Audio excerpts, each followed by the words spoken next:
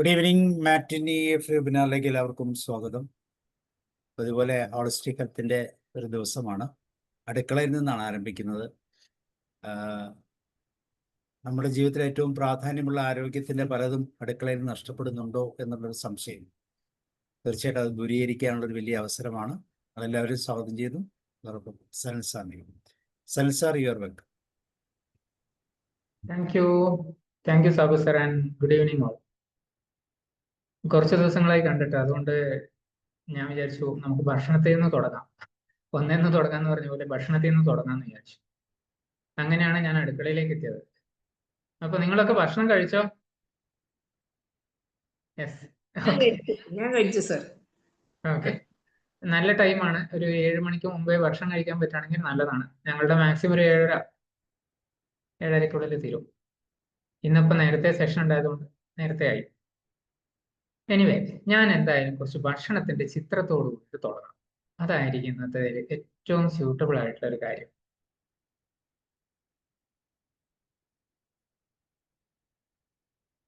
Okay, ഇനി ആർക്കെങ്കിലും വിശപ്പ് തോന്നുന്നില്ലെങ്കിൽ ഇത് കാണുമ്പോൾ തോന്നിക്കോളും.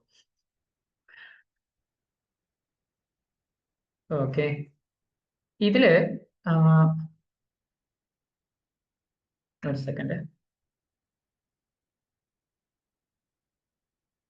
ഇതില് നല്ല നല്ല ഭക്ഷണങ്ങൾ കാണാനുണ്ട്. നമുക്ക് വായിൽ വെള്ളമൂറുന്ന, രുചിയേറിയ, അതുപോലെ തന്നെ മണം. ഒരു ഭക്ഷണത്തിന് എന്തൊക്കെ വേണമോ അതൊക്കെ ഇവിടെ നമുക്ക് പ്ലേറ്റിലും ഇലയിലും ഒക്കെ കാണാനുണ്ട് അല്ലെ. എന്നാൽ മുമ്പ് മേ ബി ഒരു കുറച്ച് വർഷങ്ങൾ മുമ്പ് വരെ നമുക്ക് ഈ സാധനങ്ങളൊക്കെ നമ്മുടെ കിച്ചണിൽ ഉണ്ടാക്കുക എന്ന് പറഞ്ഞു കഴിഞ്ഞാൽ അത്ര എളുപ്പമായിരുന്നില്ല. ഇന്ന് പക്ഷെ പൊറോട്ട അടക്കമുള്ള സാധനങ്ങൾ നമുക്ക് കിച്ചണിൽ ഉണ്ടാക്കാം, നമ്മുടെ സ്വന്തം അടുക്കളയിൽ. അതുകൊണ്ട് പുറത്തു പോയിട്ട് നമ്മൾ വാങ്ങിച്ച് കഴിക്കണം എന്നൊന്നും നിർബന്ധമില്ല. നമ്മൾ പക്ഷെ വിചാരിക്കുന്നത് എന്താണെന്ന് വെച്ച് കഴിഞ്ഞാൽ നമ്മുടെ സ്വന്തം അടുക്കളയിൽ ഉണ്ടാക്കിയ ഭക്ഷണമൊക്കെ വളരെ നല്ലതാണ്, വളരെ ഹെൽത്തി ആയിട്ടുള്ളതാണ്. അതുകൊണ്ട് തന്നെ നമുക്ക് ആരോഗ്യ പ്രശ്നങ്ങളൊന്നും ഭക്ഷണം കൊണ്ട് വരാനില്ല എന്നുള്ളത് തന്നെയാണ് അല്ലെ. അങ്ങനെയാണെങ്കിൽ ഞാൻ ചില കാര്യങ്ങളിലൂടെ നിങ്ങളെ ഒന്ന് കൊണ്ടുപോകാം. എന്നിട്ട് നമുക്ക് ഒന്നുകൂടി പുനർവിചിന്തനം ചെയ്യാം. അപ്പോഴാണ് നമുക്ക് ഇതിനെ ഒന്ന് കറക്റ്റായിട്ട് അസസ് ചെയ്യാൻ പറ്റുക. നമ്മുടെ അടുക്കളയിൽ നിന്ന് ആരോഗ്യം ചോർന്നു പോകുന്നുവോ? അങ്ങനെ ഒരു തോന്നലുണ്ടെങ്കിൽ തീർച്ചയായും ഈ ഒരു സെഷൻ നിങ്ങൾക്ക് വേണ്ടിയിട്ടുള്ളതാണ്. അങ്ങനെ ഒരു തോന്നലില്ലെങ്കിൽ തീർച്ചയായും നിങ്ങൾ ഈ സെഷൻ വളരെ ശ്രദ്ധയോടെ കാണേണ്ടതാണ്. സാധാരണഗതിയിൽ നമ്മുടെ ഭക്ഷണം എന്ന് പറയുന്നത് നമ്മുടെ ജീവിതത്തിന്റെ നെടുന്തൂണാണ്. ഈ തൂണില്ലെങ്കിൽ നമ്മുടെ ആരോഗ്യം അടക്കമുള്ള എല്ലാ കാര്യങ്ങളിലും എന്തെങ്കിലുമൊക്കെ പ്രശ്നങ്ങൾ വന്നോളും. അതുകൊണ്ട് തന്നെ പൊതുവെ ഒരു വീടിന്റെ ഹേർട്ട് എന്ന് പറയുന്നത് കിച്ചൺ തന്നെയാണ്. നമ്മുടെ ഭക്ഷണം നമുക്ക് വേണ്ടിയിട്ടുള്ളതായതുകൊണ്ട് തന്നെ, അത് നമ്മുടെ ജീവിതത്തിന് അത്യാവശ്യമായിട്ടുള്ളത് കൊണ്ട് തന്നെ നമ്മൾ അതിനെ എത്രത്തോളം നന്നാക്കുന്നു എന്നുള്ളതാണ് ചോദ്യം. സാധാരണഗതിയിൽ നമ്മുടെ ആരോഗ്യത്തിന് അല്ലെങ്കിൽ നമ്മുടെ ആരോഗ്യകരമായ പാചകത്തിന് ബാധയാവുന്ന അല്ലെങ്കിൽ തടസ്സമാവുന്ന ചില കാര്യങ്ങൾ എന്ന് വെച്ച് കഴിഞ്ഞാൽ, ഒന്ന്, നമ്മൾ എന്ത് തരത്തിലുള്ള കുക്ക്വെയർ ഉപയോഗിക്കുന്നു, അതുപോലെ തന്നെ എന്ത് തരത്തിലുള്ള എണ്ണകൾ ഉപയോഗിക്കുന്നു, എത്ര ക്വാണ്ടിറ്റിയിൽ ഉപയോഗിക്കുന്നു, ക്വാളിറ്റി ആൻഡ് ക്വാണ്ടിറ്റി. അതുപോലെ തന്നെ ചില സമയത്ത് പാചകം ചെയ്യുന്ന സമയത്ത് ന്യൂട്രീഷൻ അല്ലെങ്കിൽ അതിന്റെ പോഷക ഘടകങ്ങൾ നഷ്ടപ്പെട്ടു പോകുന്നുണ്ടോ? ഇതൊക്കെയാണ് പ്രധാനപ്പെട്ട ചില ആരോഗ്യകരമായ കുക്കിങ്ങിലത്തെ തടസ്സങ്ങൾ. നമുക്കിതില് പ്രധാനപ്പെട്ട കുറച്ചുകൂടി സിംപ്ലിഫൈ ചെയ്തിട്ട് പ്രധാനപ്പെട്ട കാര്യങ്ങളിലേക്ക് പോകാം. സാധാരണഗതിയിൽ നമ്മൾ ഇൻഗ്രീഡിയൻസ് എവിടെ സ്റ്റോർ ചെയ്യുന്നു എന്നുള്ളത് നമ്മൾ ശ്രദ്ധിക്കേണ്ടതുണ്ട്. ഈ സ്റ്റോർ ചെയ്യുന്നത് തന്നെ, നമ്മളിപ്പം ഉള്ളി അല്ലെങ്കിൽ സവാള അരിഞ്ഞ് വെക്കാൻ പാടില്ല കുറെ നേരം എന്ന് പറയാറുണ്ട്. എന്താന്ന് വെച്ച് കഴിഞ്ഞാൽ അതിൽ എയറും ലൈറ്റും അതിനോട് റിയാക്ട് ചെയ്തിട്ട് അതിന്റെ എൻസൈംസ്, പ്ലാന്റ് പ്രോപ്പർട്ടി ആയതുകൊണ്ട് അതിലത്തെ എൻസൈംസും എയറും തമ്മിൽ റിയാക്ട് ചെയ്തിട്ട് ചിലപ്പോൾ അത് ദോഷവശങ്ങൾ ഉണ്ടാക്കും. അതുപോലെ തന്നെ ബാക്ടീരിയ അട്രാക്ട് ചെയ്യുന്നൊക്കെ പറയുന്നു. അതുപോലെ തന്നെ ചില എണ്ണകളൊക്കെ നമ്മൾ ചൂടിലോ അതുപോലെ തന്നെ ലൈറ്റ് തട്ടുന്നിടത്തോ വെക്കുകയാണെങ്കിൽ അത് തുറന്നു വയ്ക്കുന്നതാവാം അല്ലെങ്കിൽ കുപ്പിയിൽ തന്നെ വയ്ക്കുന്നതാവാം. പക്ഷെ അത് ട്രാൻസ്ഫാറ്റ് ഉണ്ടാക്കാനുള്ള സാധ്യതയുണ്ട്. നമ്മൾ ഏത് രീതിയിലാണ് ഈ exposure to heat, light and air വരുന്നത്, അതിനനുസരിച്ച് ഇതിൽ വ്യത്യാസം വരും. ഓക്കെ, രണ്ടാമത്തെ ഒരു പ്രധാന കാര്യം എന്ന് പറയുന്നത് നമ്മൾ കൂടുതൽ കാലം സ്റ്റോറേജ് ചെയ്ത് വയ്ക്കാനാണ്. കൂടുതൽ കാലം സ്റ്റോർ ചെയ്ത് വയ്ക്കണമെങ്കിൽ നമ്മൾ എന്ത് ശ്രദ്ധിക്കേണ്ടി വരും? അതിൽ ബാക്ടീരിയയോ ഫംഗസോ വരാതിരിക്കാൻ ശ്രദ്ധിക്കേണ്ടി വരും. അങ്ങനെ ആകുമ്പോൾ നമ്മൾ അതിൽ പ്രിസർവേറ്റീവ്സോ, അതിപ്പോ നാച്ചുറൽ പ്രിസർവേറ്റീവ്സ് ആവാം, അതല്ലെങ്കിൽ ആർട്ടിഫിഷ്യൽ ആയിട്ട് പലതരത്തിലുള്ള ഇപ്പോൾ കെമിക്കൽസ് ഒക്കെ വരുന്നുണ്ട്. അപ്പൊ ഇങ്ങനെയുള്ള പ്രിസർവേറ്റീവ്സ് നമ്മൾ അതിൽ കൂടുതൽ യൂസ് ചെയ്യേണ്ടി വരും.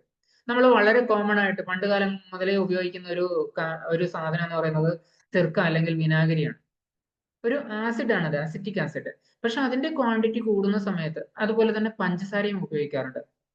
അപ്പോൾ ഇങ്ങനെയുള്ള സാധനങ്ങൾ നമ്മൾ കൂടിയ ക്വാണ്ടിറ്റിയിൽ ഉപയോഗിക്കുമ്പോൾ നമ്മൾ എത്രത്തോളം ക്വാണ്ടിറ്റി അതിൽ നിന്ന് എടുത്ത് കഴിക്കുന്നു എന്നുള്ളത് നമ്മൾ ശ്രദ്ധിക്കേണ്ടതുണ്ട്.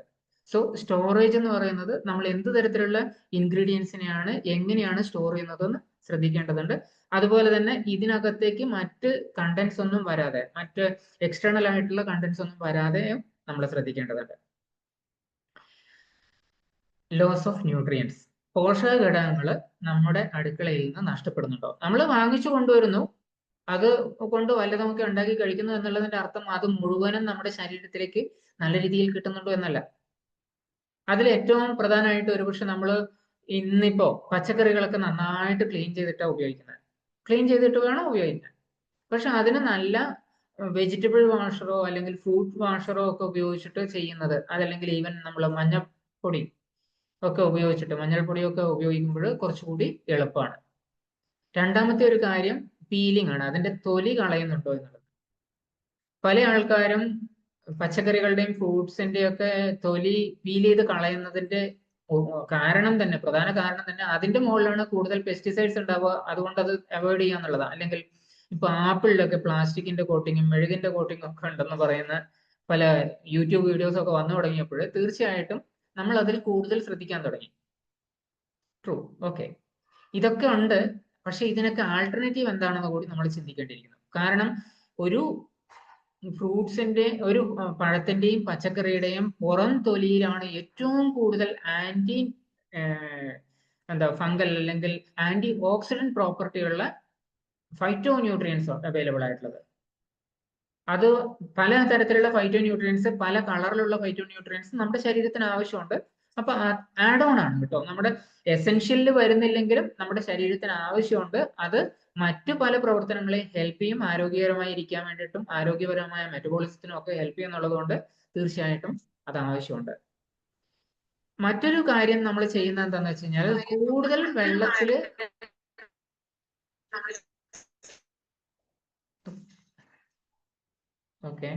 കൂടുതൽ വെള്ളത്തിൽ നമ്മൾ തിളപ്പിച്ചിട്ട് പിന്നെ അത് വെള്ളം വാർത്ത് കളയുക, അല്ലെങ്കിൽ അത് വെള്ളം ഉപയോഗിക്കാതിരിക്കുക എന്നുള്ളതാണ്. ഏറ്റവും കോമൺ ആയിട്ട് നോക്കിക്കഴിഞ്ഞാൽ ഒരു പക്ഷെ നമ്മൾ ചോറ് വയ്ക്കുമ്പോൾ അങ്ങനെ ചെയ്യാറുണ്ട്. അതുപോലെ തന്നെ അടുത്ത കാലങ്ങളിലായിട്ട് പരിപ്പും പച്ചക്കറികളും ഒക്കെ വയ്ക്കുന്ന സമയത്ത് നമ്മൾ ഒരു പക്ഷെ ഇങ്ങനെ വെള്ളം കളയാറുണ്ട്. ഒരു സെക്കൻഡ്, ആരുടെയോ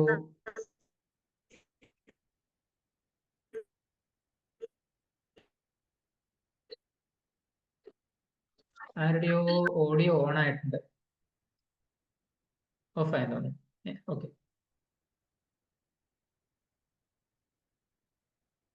അപ്പോ രണ്ടാമത്തെ കാര്യം ഞാൻ പറഞ്ഞത് ലോസ് ഓഫ് ന്യൂട്രിയൻസിന് നമ്മൾ കുക്ക് ചെയ്തിട്ട് വെള്ളം കളയുക എന്നുള്ളതാണ്. വെള്ളം കളയുമ്പോൾ തീർച്ചയായും വെള്ളത്തിൽ തന്നെ വാട്ടർ സോലുബിൾ ആയിട്ടുള്ള വൈറ്റമിൻസും ചില മിനറൽസും ഒക്കെ അതിൽ കൂടി നഷ്ടപ്പെടും. കൂടുതൽ വെള്ളത്തിൽ നമ്മൾ ഇങ്ങനെ കുക്ക് ചെയ്യുന്ന സമയത്ത് നമുക്ക് അവിടെ കൂടുതൽ ഹീറ്റ് ഉപയോഗിക്കേണ്ടി വരും. അതുപോലെ തന്നെ കൂടുതൽ സമയം ആവശ്യം വരും. മറ്റ് എനർജി ലോസ് പോലെയുള്ള കാര്യങ്ങളും അവിടെ ഉണ്ട്. മറ്റൊരു പ്രധാനപ്പെട്ട പ്രക്രിയ നമ്മൾ കിച്ചണിനകത്ത് ചെയ്യുന്നതെന്ന് വെച്ച് കഴിഞ്ഞാൽ ഒരു പക്ഷേ ഗ്രൈൻഡിങ്, മിക്സിങ്ങും ഗ്രൈൻഡിങ്ങും പലതരത്തിലുള്ളതാണ്. ഇത് ഒരുപക്ഷെ നമ്മുടെ റിഫൈനിങ് പ്രോസസ്സിന്റെ ഭാഗം കൂടിയാണ്. നമ്മൾ വീട്ടിൽ റിഫൈനിങ് ഒക്കെ ചെയ്യുന്നുണ്ടോ എന്ന് ചോദിച്ചു കഴിഞ്ഞാൽ ചിലപ്പോഴൊക്കെ ഉണ്ട്. എങ്ങനെയാ? അരി പൊടിച്ചിട്ട് അത് അരിച്ചിട്ട് അതിന്റെ ഏറ്റവും നൈസായ പൊടി മാത്രം ഉപയോഗിക്കുക. ചിലപ്പോൾ അപ്പം ഒക്കെ ഉണ്ടാക്കാൻ വേണ്ടിയിട്ട് അങ്ങനെ ചെയ്യാറുണ്ട്. അങ്ങനെയാണെങ്കിൽ അതിനകത്തുനിന്ന് ഫൈബർ കണ്ടന്റുകൾ പൂർണ്ണമായിട്ടും ഇല്ലാതാവുകയാണ് ചെയ്യുന്നത്. അതുപോലെ തന്നെ മറ്റു ചില ന്യൂട്രിയൻസും അവിടെ ലോസ് ആവുന്നുണ്ടാവും. അതുപോലെ തന്നെ നമ്മൾ ജ്യൂസ് ഉണ്ടാക്കുന്ന സമയത്ത് അരിച്ചിട്ട് ബാക്കി ഉപയോഗിക്കുന്നു, അപ്പോഴൊക്കെ ഫൈബർ കണ്ടന്റ് മിസ്സാവുകയാണ് ചെയ്യുന്നത്. മറ്റൊരു കാര്യം നടക്കുന്നത് പ്രഷർ കുക്കിങ്ങിന്റെ സമയത്താണ്.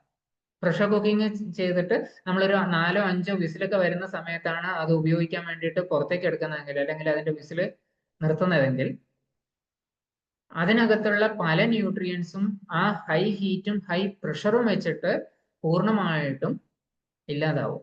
അല്ലെങ്കിൽ അതിന് പലതരത്തിലുള്ള ശരിക്കും നാശം എന്നല്ല പറയാം, അതിന്റെ രൂപം മാറ്റപ്പെടും. അങ്ങനെ ആകുമ്പോൾ നമ്മുടെ ശരീരത്തിന് അത് പൂർണ്ണമായിട്ടും ഉപയോഗിക്കാൻ പറ്റണമെന്നില്ല. മറ്റൊരു കാര്യം, നമ്മൾ പലതരത്തിലുള്ള കുക്കിംഗ് പ്രോസസ്സുകൾ, കുക്കിങ്ങിന് വേണ്ടിയിട്ട് പലതരത്തിലുള്ള കാര്യങ്ങൾ നമ്മൾ ചെയ്യുന്നില്ല അല്ലെ. എന്ന് വെച്ച് കഴിഞ്ഞാൽ ഒരുപക്ഷെ നമ്മൾ എണ്ണയിൽ വറുത്തു കോരുന്നുണ്ടാവാം, അതല്ലെങ്കിൽ വെള്ളം ഉപയോഗിച്ചിട്ട് കുക്ക് ചെയ്യുന്നുണ്ടാവാം, ഡ്രൈ ആയിട്ട് കുക്ക് ചെയ്യുന്നുണ്ടാവാം. ഇപ്പോഴും പിന്നെ ഒരുവിധം പലതരത്തിലുള്ള കുക്കിംഗ് മെത്തേഡുകളും നമുക്ക് വീട്ടിൽ തന്നെ ചെയ്യാൻ പറ്റും. ആ രീതിയിലൊക്കെ വന്നു കഴിഞ്ഞു അല്ലെ. ഗ്രില്ലിംഗ് അടക്കമുള്ള കാര്യങ്ങൾ, മൈക്രോവേവിംഗ്, ബേക്കിങ്ങും ഒക്കെ വളരെ കോമൺ ആണ്.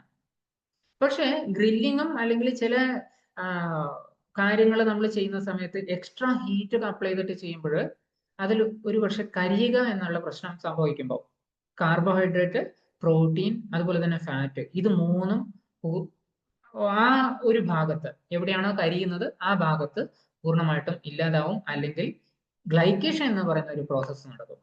ഗ്ലൈക്കേഷൻ എന്ന് പറഞ്ഞു കഴിഞ്ഞാൽ കാർബോഹൈഡ്രേറ്റും പ്രോട്ടീനും ഹൈ ഹീറ്റിൽ പ്രവർത്തിക്കുമ്പോൾ അവിടെ ഉണ്ടാവുന്ന അഡ്വാൻസ്ഡ് ഗ്ലൈക്കേഷൻ എൻ പ്രൊഡക്ട്സ് എന്ന് പറയുന്ന ഒരു കാറ്റഗറി ഉണ്ട്. അതിന്റെ പ്രിപ്പറേഷൻ വരെ എത്തുന്നതാണ്. അത് നമ്മുടെ ശരീരത്തിന് ദോഷകരമാണ്. എന്ന് വെച്ച് കഴിഞ്ഞാൽ പ്രോട്ടീൻ കിട്ടുന്നില്ല എന്ന് മാത്രമല്ല, നമ്മൾ വേണ്ടാത്തത് ചിലപ്പം കഴിക്കുന്നുണ്ട്. മറ്റൊരു കാര്യം റീഹീറ്റിംഗ് ആണ്. വളരെ കോമൺ ആയിട്ടുള്ളതാണ്. കാരണം ഹസ്ബൻഡും വൈഫും രണ്ടുപേരും ജോലിക്ക് പോകുന്നു. അതുകൊണ്ട് തന്നെ ഒരുപക്ഷെ നമ്മുടെ രാവിലെ ഉണ്ടാക്കിയ ഭക്ഷണം വീണ്ടും നമ്മൾ വൈകുന്നേരം വന്നിട്ടൊന്ന് ഹീറ്റ് ചെയ്തിട്ട് കഴിക്കുക എന്ന് പറയുന്നത്, അത് മൈക്രോവേവിങ്ങോ അല്ലെങ്കിൽ മറ്റ് കൺവെക്ഷൻ മോഡുകളിലോ ഒക്കെ ചെയ്യുന്നുണ്ടാവും, അതല്ലെങ്കിൽ നോർമൽ അടുപ്പിൽ. പക്ഷേ ഇതും നമ്മുടെ ശരീരത്തിന് ദോഷം ഉണ്ടാക്കും.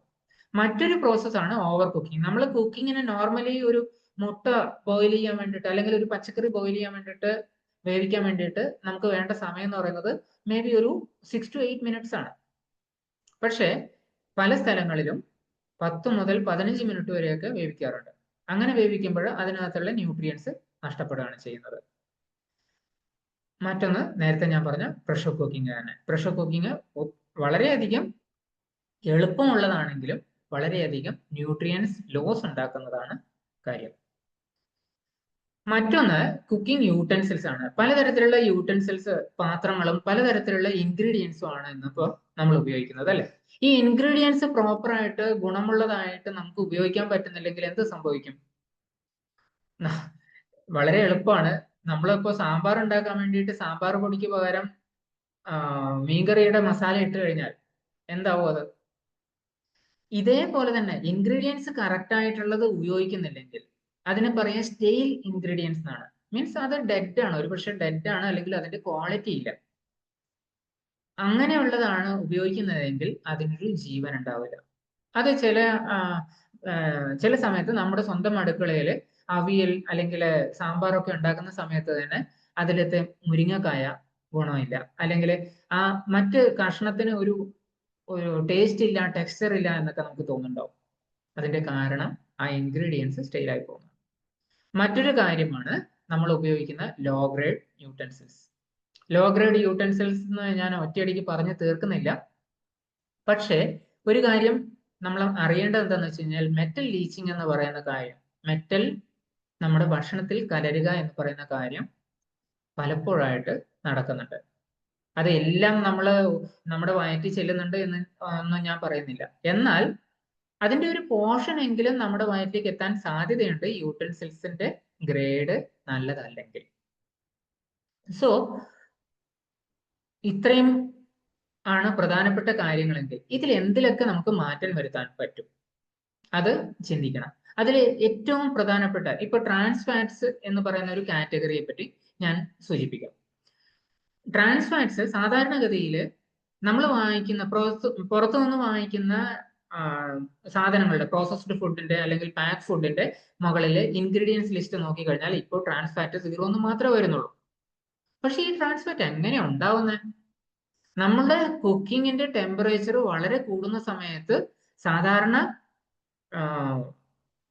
പോളി അൺസാച്ചുറേറ്റഡ് ഫാറ്റി ആസിഡ് എന്ന് ട്രാൻസ് ഫാറ്റ് ഉണ്ടാവുന്നുണ്ട്. അതുപോലെ തന്നെ പാർഷ്യൽ ഹൈഡ്രോജനേഷൻ ആണ് അവിടെ നടക്കുന്നതെങ്കിലും ഈ പാർഷ്യൽ ഹൈഡ്രജൻ ആറ്റംസ് ഈ എണ്ണയോട് മിക്സ് ആവുന്ന ഒരു പ്രോസസ് എന്ന് പറയുന്നത് പലപ്പോഴായിട്ട് നമ്മുടെ അടുക്കളയിൽ നടക്കുന്നുണ്ട്. Over heating fats rich in PUFA, again polyunsaturated fatty ആസിഡ്സിന്റെ സാന്നിധ്യം ഉണ്ടെങ്കിൽ അവിടെ നമ്മൾ ഓവർ ഹീറ്റ് ചെയ്യുന്ന സമയത്ത് അവിടെ ഇതുണ്ടാവും. അതുപോലെ തന്നെ റീഹീറ്റിംഗ് കൊണ്ടും ഉണ്ടാവും. ബേക്കിംഗ് വിത്ത് സോളിഡ് ഫാറ്റ്സ്. സോളിഡ് ഫാറ്റ്സ് എന്ന് ഉദ്ദേശിക്കുന്നത് നമ്മുടെ റൂം ടെമ്പറേച്ചറിൽ തന്നെ സോളിഡ് ആയിട്ട് നിൽക്കുന്ന എണ്ണകൾ അല്ലെങ്കിൽ കൊഴുപ്പുകളാണ്. അതില് മാർഗറൈൻ അല്ലെങ്കിൽ വനസ്പതി, ഡാൽഡ ഇതുപോലെയുള്ള സാധനങ്ങളൊക്കെ അതിൽ പെടുന്നതാണ്. അപ്പോൾ ഇത് ഉപയോഗിച്ചിട്ട് നമ്മൾ ഒരല്പം മാത്രമേ ഉപയോഗിക്കുന്നുള്ളൂ ബിരിയാണി ഉണ്ടാക്കാൻ അല്ലെങ്കിൽ ചില റെസിപ്പി ഉണ്ടാക്കാൻ വേണ്ടിയിട്ട് എങ്കിൽ പോലും ഇത് നമ്മുടെ ശരീരത്തിന് ദോഷകരമായിട്ട് വരും. ഈവൻ ഞാൻ റീസെന്റ് കണ്ട ഒരു കുക്കിങ്ങിന് റിലേറ്റഡ് ആയിട്ടുള്ള ഒരു യൂട്യൂബ് ചാനലിൽ കണ്ടത്, നമുക്ക് നെയ്യ് ഉണ്ടാക്കാൻ വെണ്ണ ചൂടാക്കിയിട്ട് സ്ലോലി ആ ഹീറ്റിംഗ് ടെമ്പറേച്ചർ വളരെ സ്ലോ ആയിട്ട് കൊണ്ടുപോയി വെണ്ണയിൽ നിന്ന് നെയ്യ് ഉണ്ടാക്കാം. ഓക്കെ, പക്ഷെ നെയ്യിൽ നിന്ന് വെണ്ണ ഉണ്ടാക്കിയാലോ അവിടെ ആക്ച്വലി നടക്കുന്ന പ്രോസസ് എന്ന് പറയുന്നത് ഈ ഹൈഡ്രോജനേഷൻ ആണ്. എങ്ങനെയാ അത് ചെയ്യുന്നത്? നെയ്യ് ചൂടാക്കിക്കൊണ്ടിരിക്കുന്ന സമയത്ത് അതിനകത്തേക്ക് അല്പാൽപമായിട്ട് വെള്ളം ചേർത്തിട്ട് ആണ് ഉണ്ടാകുന്നത്. ഈ ഒരു പ്രോസസ്സ് നമ്മുടെ ശരീരത്തിന് അത് അഗൈൻ പിന്നെ സോളിഡ് ഫാറ്റ് ആയിട്ട് മാറുകയാണ് വെണ്ണ എന്ന് പറയുന്ന പ്രോസസ്സിലേക്ക്. പക്ഷെ അത് നാച്ചുറൽ അല്ല. അവിടെ നമ്മൾ ആർട്ടിഫിഷ്യൽ ആയിട്ടുള്ള ഒരു കാര്യം ചെയ്തിട്ട് നമ്മുടെ കിച്ചണിൽ ഉണ്ടാക്കുക ചെയ്യുന്നത്. അങ്ങനെ സംഭവിക്കുമ്പോഴും ട്രാൻസ് ഫാറ്റിന്റെ ഉൽപാദനം വളരെ കൂടും. ടേസ്റ്റി ആയിരിക്കും തീർച്ചയായിട്ടും, പക്ഷെ അതല്ലാതെ ആരോഗ്യത്തിനെ സംബന്ധിച്ച് വളരെ മോശമായിരിക്കും. സോ എന്താണ് ഇവിടെ നമുക്ക് ഓപ്ഷൻ ഉള്ളതെന്ന് നോക്കിക്കഴിഞ്ഞാൽ, ട്രാൻസ് ഫാറ്റിനെ സംബന്ധിച്ച് മാത്രം പറയുകയാണെങ്കിൽ സ്റ്റേബിൾ ആയിട്ടുള്ള ഓയിലുകൾ ഉപയോഗിക്കുക, പ്രത്യേകിച്ച് ഫ്രൈ ചെയ്യാനൊക്കെ. ഉദാഹരണത്തിന് കോക്കനട്ട് ഓയിൽ, നെയ്യ് ഒക്കെ അതിൽ പെടുന്നതാണ്.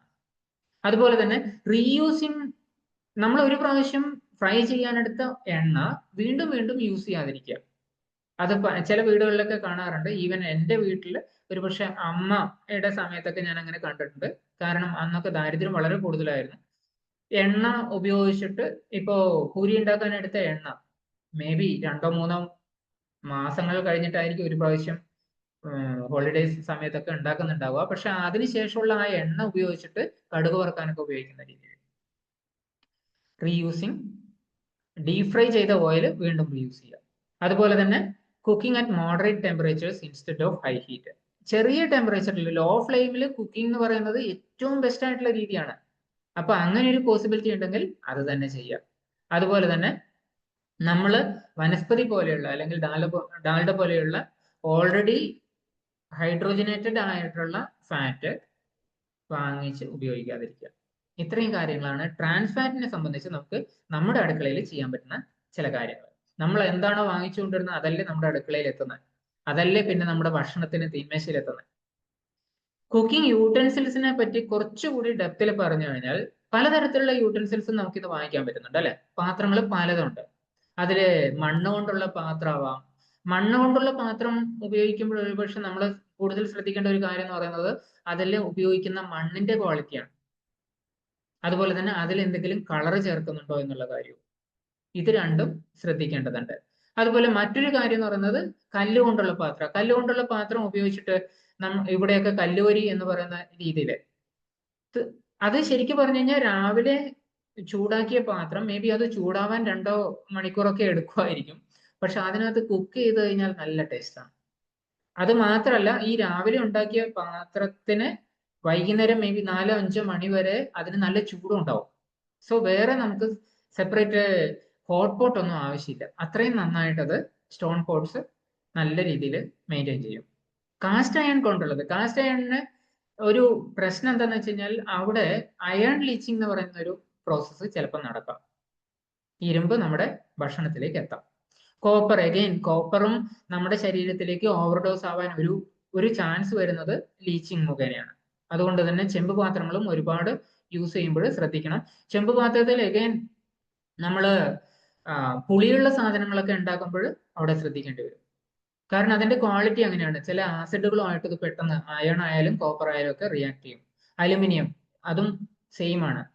മീൻസ് കൂടുതൽ മസാലകളോ കൂടുതൽ അസിഡിക് ആയിട്ടുള്ള സാധനങ്ങളോ നമ്മൾ അതിൽ കുക്ക് ചെയ്യുന്ന സമയത്ത് ശ്രദ്ധിക്കേണ്ടതുണ്ട്.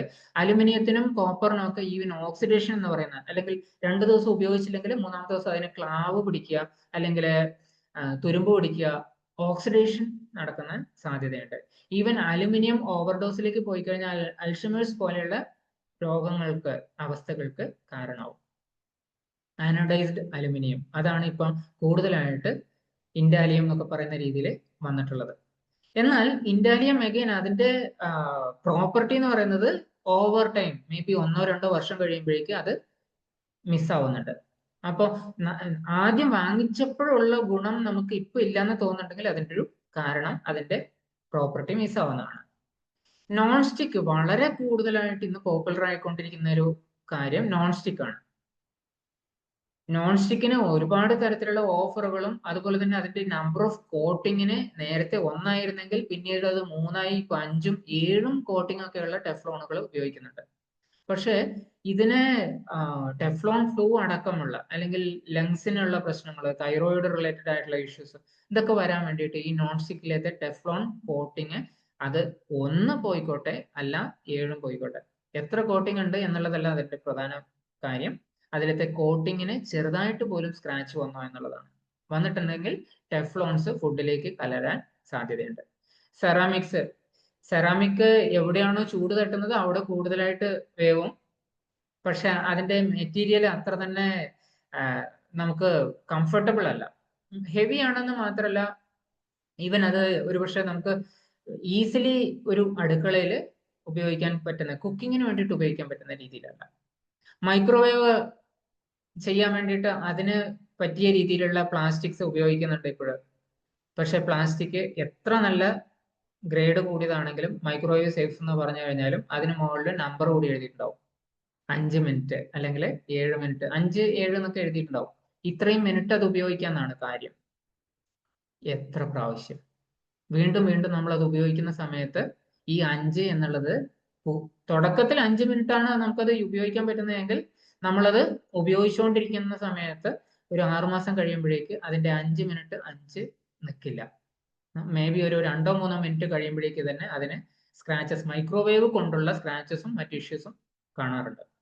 എന്ന് വെച്ച് കഴിഞ്ഞാൽ ക്വാളിറ്റി എഗൈൻ നമ്മുടെ ഫുഡിലേക്ക് അത് കലരാനുള്ള സാധ്യത ഒക്കെ വരുന്നുണ്ട്. പലതരത്തിലുള്ള എക്സോജീനസ് സബ്സ്റ്റൻസസ് അതിൽ നിന്ന് നമ്മുടെ ഫുഡിലേക്ക് കലരാം. ഗ്ലാസ് ബൗൾസ് സേഫ് അല്ല. സേഫ് അല്ല എന്ന് പറഞ്ഞു കഴിഞ്ഞാൽ നമുക്കും കുട്ടികൾക്കും ഒരുപോലെ ഉപയോഗിക്കാൻ വേണ്ടിയിട്ട് ഒരുപക്ഷെ ഈസി അല്ല. ഉപയോഗിക്കുന്നവരുണ്ടാകാം, പക്ഷേ ഒരു വീട്ടിലെ എല്ലാ പാത്രങ്ങളും ഗ്ലാസ് കൊണ്ട് ഉണ്ടാക്കിയതെന്ന് നമുക്കിവിടെ ക്ലെയിം ചെയ്യാനൊന്നും പറ്റില്ല, അല്ലെ? അതുപോലെ തന്നെ സ്റ്റെയിൻലെസ് സ്റ്റീൽ ഇപ്പോഴും മേ ബി ഒരു കഴിഞ്ഞ 3-4 വർഷമായിട്ട് വളരെ കൂടുതൽ പോപ്പുലർ ആയിക്കൊണ്ടിരിക്കുകയാണ്. അതിൽ ഗുഡ് ക്വാളിറ്റി സ്റ്റീൽ ആണെങ്കിൽ അത് നമ്മുടെ ആരോഗ്യത്തിന് വളരെ നല്ലതാണ്. എന്താണ് ലീച്ചിങ് എന്നൊന്ന് ജസ്റ്റ് ഒന്ന് നോക്കാം. നിങ്ങൾ ശ്രദ്ധിച്ചിട്ടുണ്ടോ ഗ്രീൻ ടീ എങ്ങനെ ഉണ്ടാക്കുന്നതെന്ന്? വളരെ എളുപ്പമുള്ള പ്രോസസ്സാണ്. ഗ്രീൻ ടീയുടെ സാഷ വാങ്ങിക്കുക, ചൂടുവെള്ളത്തിൽ ഇട്ട് വയ്ക്കുക, എന്നിട്ട് ഒരല്പനേരം കഴിയുമ്പോഴേക്ക് ആ ഗ്രീൻ ടീനകത്തുള്ള സബ്സ്റ്റൻസ് അല്ലെങ്കിൽ ആ എൻസൈംസ് ഒക്കെ നമ്മുടെ ചൂടുവെള്ളത്തിലേക്ക് മിക്സ് ആവുന്നുണ്ടാവും. അങ്ങനെ നമുക്കത് പെട്ടെന്ന് തന്നെ ഉപയോഗിക്കാൻ പറ്റും. ഇത് ശരിക്കും പറഞ്ഞു കഴിഞ്ഞാൽ ചായ നേരിട്ട് നമ്മുടെ വെള്ളത്തിൽ കലരുന്നതല്ല, ചായയുടെ ഗുണം കലരുന്നതാണ്. ഇതുപോലെ തന്നെ നമ്മൾ ഉപയോഗിക്കുന്ന പാത്രങ്ങള് അതിന്റെ ക്വാളിറ്റിക്ക് അനുസരിച്ച് അതിനകത്തുള്ള മെറ്റീരിയൽസ് നമ്മുടെ ഭക്ഷണത്തിലേക്ക് കലരാനുള്ള സാധ്യതയുണ്ട്. പ്രത്യേകിച്ചും ചൂടുണ്ടെങ്കിൽ, ചൂടിന്റെ സാമീപ്യത്തിൽ, അതല്ലെങ്കിൽ നമ്മൾ ഉപയോഗിക്കുന്ന ഇൻഗ്രീഡിയൻസിൽ അസിഡിക് ആയിട്ടുള്ള സബ്സ്റ്റൻസസ് ഉണ്ടെങ്കിൽ, അസിഡിക്കോ ആൽക്കലൈനോ രണ്ടും, ന്യൂട്രൽ അല്ലെങ്കിൽ, ഓക്കെ, അങ്ങനെ വരുമ്പോൾ അത് നമ്മുടെ ഭക്ഷണത്തിലേക്ക് സ്ലോലി വരുമ്പോൾ ആ ഒരു പ്രോസസ്സ് മെറ്റൽ അല്ലെങ്കിൽ കുക്കിംഗ് യൂട്ടൻസിലുള്ള കണ്ടൻസ് നമ്മുടെ ഭക്ഷണത്തിലേക്ക് എത്താൻ വേണ്ടിയിട്ട് കാരണമാവും. അങ്ങനെ ആകുമ്പോഴത് നമ്മുടെ ശരീരത്തിലെത്താൻ കാരണമാവും. ലീച്ചിങ് ഒട്ടും ഇല്ലാത്ത ഒരു സബ്സ്റ്റൻസ് നമുക്ക് പറയാൻ പറ്റുന്നത് സ്റ്റീല് തന്നെയാണ്. അതും സ്റ്റീൽ, ശരിക്കും പറഞ്ഞു കഴിഞ്ഞാൽ സ്റ്റീൽ എന്താണ്? ഇരുമ്പും കാർബണും കൂടിയ ഒരു കോമ്പിനേഷൻ ആണ് പൊതുവെ അലോയ് എന്ന് പറയാം കെമിക്കലില്. അങ്ങനെ ഒരു കാര്യമാണ് സ്റ്റീൽ ഉള്ളത്. ഈ സ്റ്റീലിൽ തന്നെ പലതരത്തിലുള്ള മിനറൽസും നമുക്ക് പിന്നീട് ആഡ് ചെയ്തിട്ടൊക്കെ ഉണ്ടാക്കാറുണ്ട് അതിന്റെ ക്വാളിറ്റി ഇമ്പ്രൂവ് ചെയ്യാൻ വേണ്ടിയിട്ട്. അത് സ്ട്രെങ്ത്തും കൊറോഷൻ അല്ലെങ്കിൽ തുരുമ്പ് വരാതിരിക്കുന്നതിനും ഒക്കെ വേണ്ടിയിട്ട് പലതരത്തിലുള്ളത് മിക്സ് ചെയ്യാറുണ്ട്. നിക്കൽ, ക്രോമിയം, കോപ്പർ ഇങ്ങനെയുള്ളതൊക്കെ മറ്റ് കണ്ടന്റുകളായിട്ട് മിനറൽസ് ആയിട്ട് അതിൽ ആഡ് ചെയ്യും. പക്ഷെ ഇങ്ങനെയൊക്കെ ചെയ്തതിന് ശേഷവും അത് ലീച്ച് ചെയ്യില്ല എന്നുള്ളതാണ് അതിന്റെ ഒരു പ്രധാനപ്പെട്ട ഗുണം. ശരിക്കും നല്ല ക്വാളിറ്റി സ്റ്റീൽ എന്ന് പറയുന്നത് സാധാരണ സർജറിക്കൊക്കെ ഉപയോഗിക്കുന്ന, അല്ലെങ്കിൽ നമ്മുടെ മനുഷ്യ ശരീരത്തിലേക്ക് ശ്രദ്ധിച്ചിട്ടുണ്ടോ, അയൺ റോഡൊക്കെ ആക്സിഡന്റിന് ശേഷം റോഡ് ഇട്ടിട്ടാണ് ഉള്ളത് എന്നൊക്കെ പറയുന്നത് കേട്ടിട്ടില്ലേ? അത് ഹൈ ക്വാളിറ്റി അല്ലെങ്കിൽ സർജിക്കൽ ഗ്രേഡ് സ്റ്റീലാണ്. പൊതുവെ ആ ഒരു ഗ്രേഡിന് 18/8 അല്ലെങ്കിൽ 304 ക്വാളിറ്റി എന്നാണ് പറയുക. ആ ഒരു ക്വാളിറ്റിയിലുള്ള സ്റ്റീലാണ് പൊതുവെ ഉപയോഗിക്കുന്നത്. അത്തരം ക്വാളിറ്റിയുള്ള സ്റ്റീൽ ഉപയോഗിച്ചിട്ടുള്ള പാത്രങ്ങൾ നമുക്ക് കിട്ടും, ധാരാളം ഉണ്ട്. അപ്പൊ അതാണെങ്കിൽ ഈവൻ അതിനൊക്കെ ലൈഫ് ടൈം ഗ്യാരണ്ടി വാറണ്ടി ഒക്കെ കൊടുത്തിട്ടുള്ള കമ്പനികളുണ്ട്. അത് സെലക്ട് ചെയ്തിട്ട് വാങ്ങിക്കാൻ പറ്റുകയാണെങ്കിൽ മേ ബി കോസ്റ്റ്ലി ആയിരിക്കാം, പക്ഷേ നമുക്ക് അതൊരു ലൈഫ് ടൈം ഇൻവെസ്റ്റ്മെന്റ് ആയിരിക്കും. കാരണം ഹെൽത്തിന് നമ്മൾ ഇത്രയൊക്കെ കൊടുത്തു കഴിഞ്ഞാൽ ഒരു ദോഷമില്ല.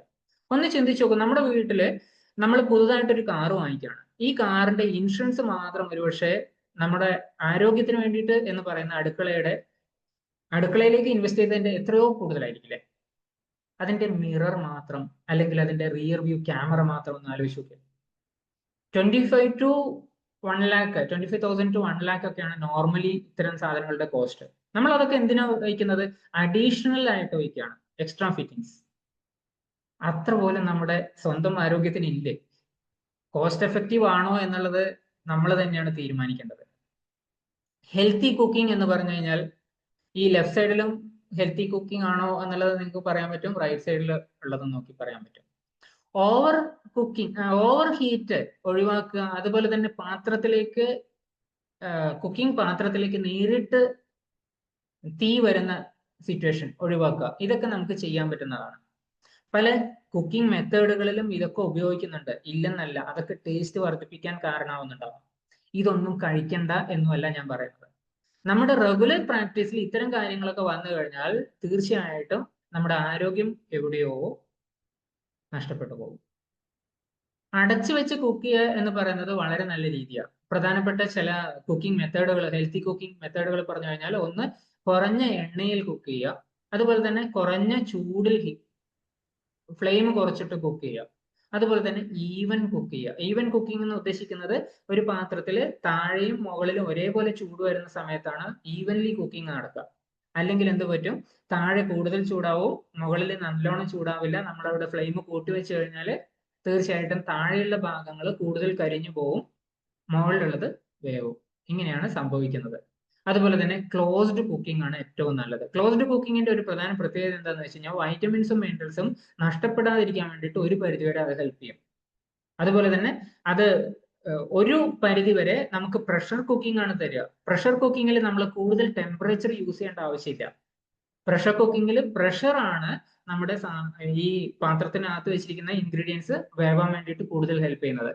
അതുപോലെ തന്നെ അതിനകത്ത് പ്രഷർ കുക്കിങ്ങിന് നേരത്തെ ഞാൻ ചില പ്രശ്നങ്ങൾ ഉണ്ടെന്ന് പറഞ്ഞില്ലേ, അത് എപ്പോഴാണ്? വിസിൽ കൂടി ഉപയോഗിക്കുമ്പോൾ. വിസിൽ ഒഴിവാക്കിയിട്ട് അവിടെ വിസിൽ ഇല്ലാതെ തന്നെ നമുക്ക് ഒരു സ്ലോ ഹീറ്റിൽ കുക്ക് ചെയ്യാൻ പറ്റുകയാണെങ്കിൽ, അടച്ചു വെച്ച് കുക്ക് ചെയ്യാൻ പറ്റുകയാണെങ്കിൽ എക്സ്ട്രാ വരുന്ന വാട്ടർ വേപ്പർ, നീരാവി പുറത്തേക്ക് പോയിക്കോളും. എന്നാൽ ഈ പാത്രത്തിനകത്തുള്ള ഇൻഗ്രീഡിയൻസിന് ഗുണം മാക്സിമം നിലനിൽക്കും. ഹെൽത്തി കിച്ചൺ എന്ന് പറയുന്നത് നമ്മുടെ ഒരു ചോയ്സ് മാത്രമാണ്. ഈ ഒരു ചോയ്സ് നമ്മൾ കൊണ്ടുപോയി കഴിഞ്ഞാൽ നമുക്ക് ഹെൽത്തി ലിവിങ്ങിലേക്കുള്ള ഒരു ബെറ്റർ ഓപ്ഷൻ ആയിട്ട് വേണമെങ്കിൽ അതിനെ എടുക്കാം. ആക്ച്വൽ ന്യൂട്രീഷണൽ പ്രിസർവേഷൻ അവിടെ നടക്കുന്നുണ്ടാവും, മാക്സിമം കണ്ടൻസ് നമുക്ക് കിട്ടുന്നുണ്ടാവും. നമ്മുടെ ശരീരത്തിനകത്തേക്ക് പോകുന്ന ഷുഗർ അല്ലെങ്കിൽ എക്സ്ട്രാ ആയിട്ടുള്ള സാധനങ്ങളിൽ നമുക്കൊരു കൺട്രോൾ ഉണ്ടാവും എപ്പോഴും. അത് പൊതുവെ നമ്മുടെ ഡൈനിങ് റിലേറ്റഡ് ആയിട്ട് നല്ലൊരു രീതിയാണ്. അതുപോലെ തന്നെ കൂടുതൽ നമ്മൾ ഭക്ഷണം കഴിക്കുന്നതിനെ പറ്റിയിട്ട് കൂടുതൽ അവെയർ ആവും. എന്താണ് കഴിക്കുന്നത്, എങ്ങനെയാണ് കഴിക്കുന്നത്, ഈവൻ എപ്പോഴാണ് കഴിക്കുന്നത് എന്നതിനെ പറ്റിയിട്ടൊക്കെ. ഫാസ്റ്റ് പേസ്ഡ് ലൈഫാണ് ഇന്നത്തേത് അല്ലേ? ഇത്രയും ഫാസ്റ്റ് പേസ്ഡ് ലൈഫിലും നമ്മുടെ ആരോഗ്യം എവിടെയാണ് മിസ്സാവുന്നതെന്ന് പലപ്പോഴും നമ്മൾ അറിയാത്തത് ഈ ശ്രദ്ധക്കുറവ് കൊണ്ടായിരിക്കാം. Mindful eating is A choice. നമ്മൾ എങ്ങനെ ഭക്ഷണം കഴിക്കണം, എന്ത് കഴിക്കണം എന്നുള്ളതൊക്കെ നമ്മൾ പല രീതിയിൽ ശ്രദ്ധിക്കാം.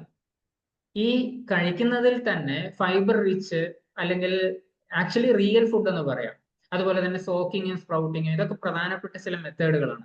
നമ്മുടെ കിച്ചണിൽ ഉപയോഗിക്കാൻ പറ്റുന്ന മെത്തേഡുകൾ തന്നെയാണ്. ഇതൊക്കെ നമുക്ക് കൂടുതൽ വൈറ്റമിൻസും മിനറൽസും പ്രോട്ടീനും ഒക്കെ തരുമ്പോൾ സാഷിയേഷൻ എന്ന് പറയുന്ന ഒരു കാര്യം, സംതൃപ്തിയും കൂടി നമുക്ക് തരികയാണ് ചെയ്യുന്നത്. ഈ ഒരു സംതൃപ്തിയാണ് ശരിക്കും പറഞ്ഞു കഴിഞ്ഞാൽ ഭക്ഷണമായിട്ട് നമുക്ക് മൈൻഡ്ഫുൾനെസ്സിന് ഏറ്റവും പ്രധാനപ്പെട്ട ഫാക്ടർ.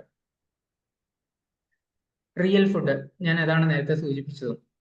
നല്ല ഭക്ഷണങ്ങൾ ഭക്ഷണത്തിനെ ഭക്ഷണത്തിൻ്റെതായ രീതിയിൽ തന്നെ കാണാൻ പറ്റുന്ന അതാണെങ്കിൽ, അതിനെ കൊണ്ട് മറ്റു പല കലാകാരികളും അല്ലെങ്കിൽ ആർട്ടിസ്റ്റിക് ആയിട്ടുള്ള വേലൊന്നും നമ്മൾ പോയിട്ടില്ലെങ്കിൽ ഭക്ഷണം കഴിച്ചു എന്നുള്ള തോന്നലുണ്ടാവാൻ തീർച്ചയായിട്ടും റിയൽ ഫുഡ് തന്നെയാണ് നല്ലത്. പല ഫുഡ് പ്ലേറ്റുകളും നേരത്തെ ഇനീഷ്യലി നിങ്ങൾ കുറെ ഫുഡ് പ്ലേറ്റ് കണ്ടു അല്ലെ? പല സാധനങ്ങൾ, മസാല ദോശ ആവട്ടെ അല്ലെങ്കിൽ പ്രോട്ടീൻ ചിക്കനോ ആവട്ടെ, ഇതൊക്കെ കണ്ടു. ഇതുപോലെ തന്നെ ഈ കാണുന്നതിലും പലതരത്തിലുള്ള ഭക്ഷണങ്ങളുണ്ട്, വെജും നോൺ വെജും ഒക്കെ. ഈ ഭക്ഷണങ്ങളിലൊക്കെ ശരിക്കും പറഞ്ഞു കഴിഞ്ഞാൽ നമുക്ക് കാണുമ്പോഴും മനസ്സിന് കൂടി കൂടുതൽ സംതൃപ്തിയില്ലേ? എന്തുകൊണ്ടാന്ന് വെച്ച് കഴിഞ്ഞാൽ കളറുണ്ട് ഇവിടെ. ഓണത്തിന് പൂക്കൾ ഇടുമ്പോൾ വെറും 2 കളറ് മാത്രമുള്ള പൂക്കളാണെങ്കിൽ നിങ്ങൾക്ക് എങ്ങനെ തോന്നും? അതുപോലെ തന്നെ ഈ ഒരു ഭക്ഷണത്തിന്റെ പ്ലേറ്റിൽ നമുക്ക് കൂടുതൽ കളേഴ്സ് നാച്ചുറൽ ആയിട്ട് ആഡ് ചെയ്യാൻ പറ്റുകയാണെങ്കിൽ അത് നമ്മളെ സംബന്ധിച്ച് പലതരത്തിൽ ഹെൽപ്പ് ആവുന്നുണ്ട് ആരോഗ്യത്തിന്. ഓൾറെഡി വെൽനസ് കമ്മ്യൂൺ എന്ന് പറഞ്ഞൊരു കമ്മ്യൂണിറ്റി പറ്റി മുമ്പ് ഞാൻ ഒരു പ്രാവശ്യം സംസാരിച്ചിട്ടുണ്ടായിരുന്നു. വെൽനസ് കമ്മ്യൂണിന്റെ ഒരു പ്രധാനപ്പെട്ട പില്ലർ എന്ന് പറയുന്നത് ആൽക്കമി എന്ന് പറയുന്ന സെഷൻസ് ആണ്. ആൽക്കമിയിൽ ശരിക്കും crafting wellness in every dish, അതിന് വേണ്ടിയിട്ടുള്ള ടിപ്സും കാര്യങ്ങളൊക്കെയാണ് പറഞ്ഞു തരുന്നത്. റീവാംപ് യുവർ കിച്ചൺ എന്ന് പറയുന്നത് നമ്മുടെ അടുക്കള കുറച്ചുകൂടി ബെറ്റർ ആക്കാൻ, ആരോഗ്യകരമായിട്ട് ഒരു പോസിറ്റീവ് സൈഡിലേക്ക്, പോസിറ്റീവ് ഡയറക്ഷനിലേക്ക് പോകാൻ വേണ്ടിയിട്ട്, മുന്നോട്ട് കൊണ്ടുപോകാൻ വേണ്ടിയിട്ടൊക്കെ ചെയ്യുന്ന ഒരു രീതിയാണ്.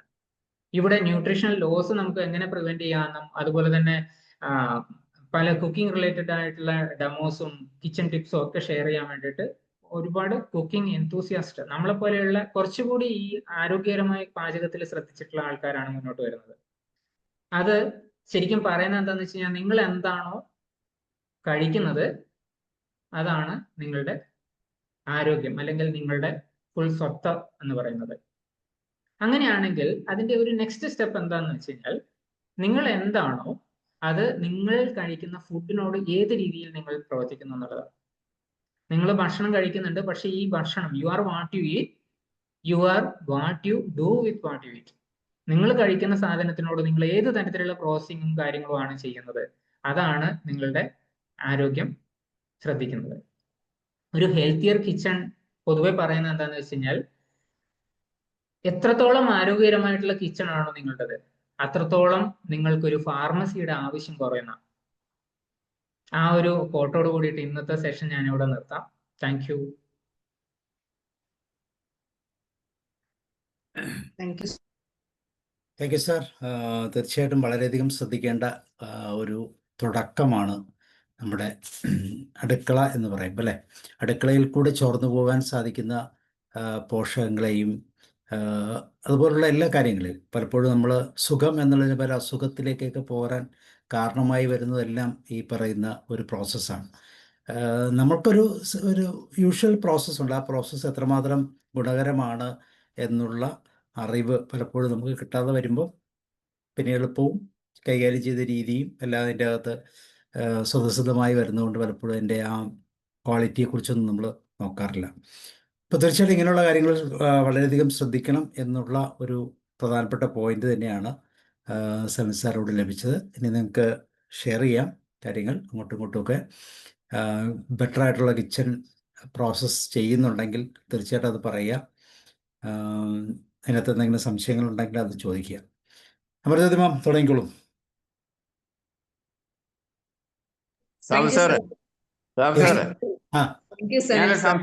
സംശയം ചോദിച്ചോട്ടെ ഡോക്ടറോട്? അമൃതജ്യോതി മാം സംശയം ചോദിച്ചോട്ടെ, ഒരു സെക്കൻഡ്. കുഞ്ഞായി മാസ്റ്റർ പറയും.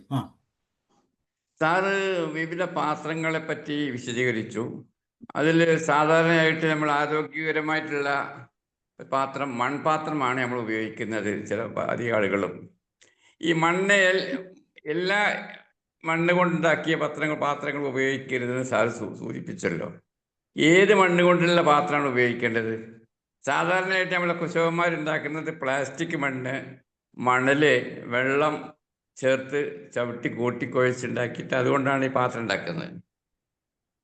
ഏത് മണ്ണാണ് ഇതിന് ഉപയോഗിക്കേണ്ടത് ഉത്തമം എന്ന് സാറൊന്ന് വിശദീകരിച്ചാൽ നന്നായിരുന്നു. Okay, thank you. മണ്ണ് ഏതാണ് എന്നുള്ളത്, മണ്ണ് നല്ല മണ്ണ് ഉപയോഗിച്ചിട്ടാണ് ചെയ്യുന്നതെങ്കിൽ തീർച്ചയായിട്ടും മൺപാത്രങ്ങൾ വളരെ നല്ലതാണ്. പക്ഷെ മൺപാത്രങ്ങൾക്ക് അതിന്റെ ഡെപ്തിലേക്ക് പോയി കഴിഞ്ഞാൽ മണ്ണ് വെച്ചുണ്ടാക്കും. ഇപ്പൊ പല ഓക്കെ, കെമിക്കലും മണ്ണിനകത്ത് ചേർത്തിട്ട് അതുകൊണ്ടുള്ള പാത്രങ്ങൾ ഉണ്ടാക്കുന്നുണ്ട്. അതെ, ഗോപാൽ സാർ പറഞ്ഞത് ഒരു പരിധിവരെ കറക്റ്റ് ആണ്. അത് കൂടാതെ മൺപാത്രങ്ങൾ ഉപയോഗിക്കുന്ന കുഞ്ഞായി സാർ മാസ്റ്റർക്ക് തീർച്ചയായിട്ടും അറിയാം, നമ്മുടെ ചോറ് വയ്ക്കുന്ന പാത്രത്തിൽ മീൻ വയ്ക്കാൻ പറ്റില്ല, സാമ്പാർ വയ്ക്കാൻ പറ്റില്ല, അല്ലെ? ഓരോ ഓരോ പെർട്ടിക്കുലർ ടൈപ്പ് ഫുഡിനും നമുക്ക് ഒരു പെർട്ടിക്കുലർ പാത്രം തന്നെ വേണം, മിക്സ് ചെയ്യാൻ പറ്റില്ല. അങ്ങനെ ഒരു ബുദ്ധിമുട്ടുണ്ട്. അതുപോലെ തന്നെ ഹാൻഡ്ലിങ്ങിനും കുറച്ച് ഈസി അല്ല. മൺപാത്രം ഉപയോഗിച്ച് ശീലമുള്ളവർക്ക് തീർച്ചയായിട്ടും അത് തന്നെ ഉപയോഗിക്കാം. എഗൈൻ ഇപ്പൊ ഗോകുമാർ സാറ് പറഞ്ഞൊരു കാര്യം അതിൽ ശ്രദ്ധിക്കാനുള്ളത്, അതിനകത്ത് കെമിക്കൽ ഒക്കെ ആഡ് ചെയ്തിട്ടാണോ വരുന്നത്. നമ്മൾ പുറത്ത് നിന്ന് എന്ത് വാങ്ങിക്കുന്നുണ്ടോ അത് ട്രസ്റ്റ് വർത്തി ആയിട്ടുള്ള സോഴ്സ് ഒന്ന് വാങ്ങിക്കാൻ ശ്രദ്ധിക്കുക. നമ്മുടെ വിശ്വാസം അവര് സംരക്ഷിക്കും എന്ന് ഉറപ്പുണ്ടെങ്കിൽ അതിനനുസരിച്ച് തന്നെ വാങ്ങിക്കുക. ഇതാണ് ഇതിൽ സിമ്പിൾ ടിപ്പ്. ഏത് തരത്തിലുള്ള മണ്ണ് ഉപയോഗിക്കണമെന്ന് ഞാൻ പറഞ്ഞു കഴിഞ്ഞാലും നമുക്ക് ആ മണ്ണ് ഉപയോഗിച്ചിട്ടാണോ പാത്രം ഉണ്ടാക്കിയതെന്ന് ശ്രദ്ധിക്കാനുള്ള മാർഗമൊന്നുമില്ല. സാറേ, ഇരുമ്പ് പാത്രം വളരെയധികം കൂടുതൽ ഉപയോഗിക്കണമെന്ന് പറഞ്ഞ് നമ്മൾ ഇരുമ്പ് പാത്രമൊക്കെ മേടിച്ചു കഴിഞ്ഞാൽ അത് സാധാരണക്കാരും ഈ പറയുന്ന രീതിയിലുള്ള പ്രശ്നങ്ങൾ ഉണ്ടാകുന്നതായിട്ട് കാണുന്നുണ്ട്. ഭയങ്കര വിലയാണ് അത് അനുവിന്. പലപ്പോഴും ഇരുമ്പാണോ സ്റ്റീലാണോ? ഇരുമ്പിന്റെ ഡയറക്റ്റ് ഇരുമ്പ്. ഒത്തിരി പാത്രങ്ങൾ ഇപ്പൊ അങ്ങനെ ഇറങ്ങുന്നുണ്ട്, വീടുകളിൽ കൊണ്ടുവരിക ഇഷ്ടം പോലെ ഇറങ്ങുന്നുണ്ട്. കാസ്റ്റ് അയണിന്റെ പാത്രങ്ങൾ ഇറങ്ങുന്നുണ്ട്, പക്ഷെ വില കൂടുതലാണ്. അതിനേക്കാൾ ഒരു പക്ഷേ നമുക്ക് എക്കണോമിക് ആയിട്ട് ഉപയോഗിക്കാൻ പറ്റുന്ന സ്റ്റെയിൻലെസ് സ്റ്റീൽ ഒക്കെ ആയിരിക്കും. മൾട്ടി ലെയർ ആയിട്ടുള്ള സ്റ്റെയിൻലെസ് സ്റ്റീൽ പാത്രങ്ങളൊക്കെ വരുന്നുണ്ട്. പക്ഷെ അത് നമ്മൾ ഉപയോഗിച്ചാൽ പോലും പെട്ടെന്ന് റെസ്റ്റ് ചെയ്യുകയും ചെയ്യും. നമ്മൾ കാസ്റ്റ് അയണിൻ്റെ ഒരു ഫീച്ചറൊന്നും പലപ്പോഴും കിട്ടാറില്ല. അതാണ് ഞാൻ പറഞ്ഞത്, മണ്ണ് നല്ലതാണോ, കെമിക്കൽ ആഡ് ചെയ്യുന്നുണ്ടോ എന്നൊക്കെ പറയുന്ന രീതിയിലുള്ള എന്തെങ്കിലുമൊക്കെ പ്രോസസ്സ് കാണാം. ചിലപ്പോൾ വേസ്റ്റ് ആയിട്ടുള്ള അയണൊക്കെ ആയിരിക്കാം, കാസ്റ്റ് അയണിൻ്റെ റീസൈക്കിൾ ചെയ്ത് വന്നതൊക്കെ ആയിരിക്കാം. അതുകൊണ്ടായിരിക്കാം ഒരു ട്രെൻഡ് അങ്ങനെ ഉണ്ടായിരുന്നു പെട്ടെന്ന്. ഓക്കെ ഓക്കെ, അമർജ്യോതി മാം പറയും. യെസ് സാർ, സാറിന്റെ ക്ലാസ് വളരെ നല്ല ക്ലാസ് ആയിരുന്നു. അതായത് കുക്കിങ്ങിന് പ്രഷർ കുക്കറിൽ അടച്ചു വെക്കാണ്ട് പച്ചക്കറിയൊക്കെ വേവിക്കുന്നത് അത് വളരെ നല്ല ഐഡിയ ആണ്. പിന്നെ സാറ് പറഞ്ഞ മിക്സിയിൽ സാറേ ഗ്രൈൻഡ് ചെയ്യുമ്പോൾ ശരിക്ക് ആപ്പിളും അങ്ങനെയൊന്നും ജ്യൂസായിട്ട് കഴിക്കരുതെന്നല്ലേ പറയുന്നത്? അരിച്ചിട്ടില്ലെങ്കിലും ക്രഷ് ചെയ്യുന്നവരെ അതിന്റെ ഫൈബറൊക്കെ നഷ്ടപ്പെടുന്നില്ലേ? നഷ്ടപ്പെടും. അതുകൊണ്ട് ശരിക്കും മുറിച്ചിട്ട് സാധാരണ കഴിക്കുന്നതാണ് അത് നല്ലത്. പക്ഷെ പുതിയ തലമുറയൊക്കെ ജ്യൂസ് ആയിട്ടല്ലേ അവരെല്ലാം കഴിക്കുക അല്ലെ? ശരിക്കും അപ്പം വളരെ വൈറ്റമിൻസ് ഒക്കെ നഷ്ടപ്പെടുന്നുണ്ട്. ശരിക്കും അതില് 2-3 ഫാക്ടർ ഉണ്ട്. ആക്ച്വലി നമ്മള് മുമ്പ് ഞാൻ ഷുഗറിനെ പറ്റിയിട്ടോ അല്ലെങ്കിൽ മറ്റ് ഫ്രക്ടോസിനെ പറ്റിയിട്ടോ ഒക്കെയുള്ള സെഷനിൽ പറഞ്ഞിട്ടുണ്ടായിരുന്നു. ഫ്രൂട്ട്സ് നമുക്ക് ശരീരത്തിന് ആവശ്യമുള്ളതാണ്. പക്ഷെ നമ്മൾ ഒരു ഗ്ലാസ് ഓറഞ്ച് ജ്യൂസ് കഴിക്കാൻ വേണ്ടിയിട്ട് ആവശ്യമുള്ള ഓറഞ്ചിന്റെ എണ്ണം 4 ആണെങ്കിൽ നമ്മൾ ജ്യൂസ് ആണോ സാധാരണ കുടിക്കാറ്, അല്ല 4 ഓറഞ്ച് ആണോ കഴിക്കാറ്? നമ്മൾ ആവശ്യത്തിലധികം വേണ്ടാത്ത ഇൻഗ്രീഡിയൻസ്, പ്രത്യേകിച്ച് ഫ്രക്ടോസ് ആണ് ഫ്രൂട്ട്സിൽ കൂടുതലുള്ളതെങ്കിൽ ഈ ഫ്രക്ടോസിന്റെ അളവ് വളരെ കൂടുകയും അതിനകത്തുള്ള ഫൈബർ കണ്ടന്റിന്റെ അളവ് വളരെ കുറയുകയാണ് ചെയ്യുന്നത്. ആക്ച്വൽ സമീകൃത ആഹാരത്തിൽ ഒന്നും ഓവർ ആയിട്ടുള്ള ഉപയോഗമല്ല ഉള്ളത്. അല്ലെങ്കിൽ ഈ ഇത്തരം പ്രോസസ്സുകൾ, അതിപ്പം ഓവർ ഹീറ്റിംഗ് ആയിക്കോട്ടെ, അതല്ല മിക്സിങ്ങും ഗ്രൈൻഡിങ്ങും ആയിക്കോട്ടെ, റിഫൈനിങ് പ്രോസസ് ആയിക്കോട്ടെ, ഇതൊന്നും നമ്മൾ ഓവറായിട്ട് ചെയ്യുന്നില്ല.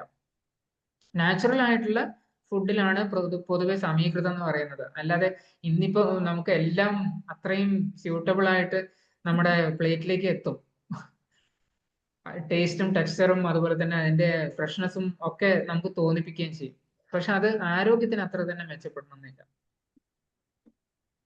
പിന്നെ സാർ ഒരു സംശയം, അതായത് വെളിച്ചെണ്ണ ഞാൻ ഒരിക്കലും ഒരു ക്ലാസ്സിൽ കേട്ടതാണ്, വെളിച്ചെണ്ണ ചൂടാക്കിയാൽ പിഡ് ഉപയോഗിച്ചാൽ കുഴപ്പമില്ല, പക്ഷെ മറ്റുള്ള ഓയില് അങ്ങനെ ചൂടാക്കി കഴിക്കാൻ പാടില്ല, റീയൂസ് ചെയ്യാൻ പാടില്ല. അതിലെന്താ ശരി? എനിക്കത് എപ്പോഴും സംശയമാണ്. ആക്ച്വലി റീയൂസ് ചെയ്യുക എന്ന് പറയുന്ന കാര്യം അതിന്റെ ടെമ്പറേച്ചർ കൂടി കണക്കിലെടുത്തിട്ട് വേണം ചെയ്യാൻ. ഒരു പ്രാവശ്യം ചൂടാക്കിയ എണ്ണയിൽ ട്രാൻസ് ഫാറ്റ് ഉണ്ടാവാനുള്ള സാധ്യതകൾ തുടങ്ങി. അല്ല, വെളിച്ചെണ്ണയിൽ ഉണ്ടാവൂല എന്നാണ് അന്ന് സാറ് പറഞ്ഞത്. പൂർണ്ണമായിട്ടും ശരിയല്ല. വെളിച്ചെണ്ണയിൽ ഈ ട്രാൻസ് ഫാറ്റ് ഉണ്ടാവുന്നതിന്റെ ഒരു കാരണം എന്ന് പറയുന്നത് പ്യൂഫ അല്ലെങ്കിൽ പോളി അൺസാച്ചുറേറ്റഡ് ഫാറ്റി ആസിഡ് അതിൽ എത്രത്തോളം കൂടുതലുണ്ട് എന്നുള്ളതിനനുസരിച്ചിട്ടാണ്. വെളിച്ചെണ്ണയിൽ കൂടുതലുള്ളത് സാച്ചുറേറ്റഡ് ഫാറ്റി ആസിഡ് ആണ്, അല്ലെങ്കിൽ മീഡിയം ചെയിൻ ഫാറ്റി ആസിഡ്സ് ആണുള്ളത്. Saturated medium chain fatty acids ആണുള്ളത്. അതുകൊണ്ട് തന്നെ അത് കൂടുതൽ ദോഷകരമല്ല.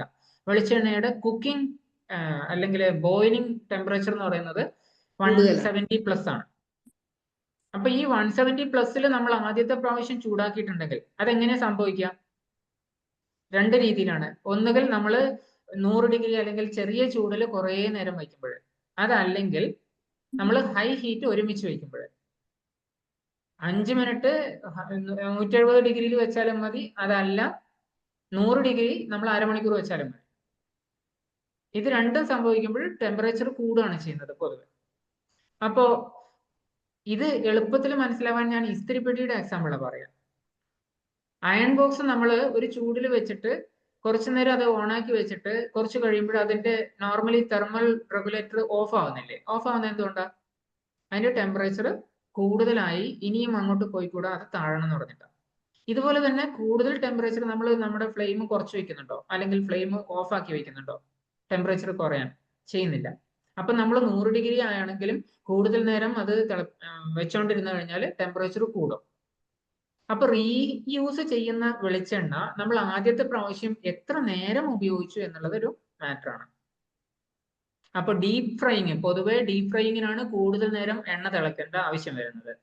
അങ്ങനെ ഉപയോഗിച്ചിട്ടുണ്ടെങ്കിൽ തീർച്ചയായിട്ടും വെളിച്ചെണ്ണയും രണ്ടാമത് ഉപയോഗിക്കാൻ പാടില്ല. പൊതുവെ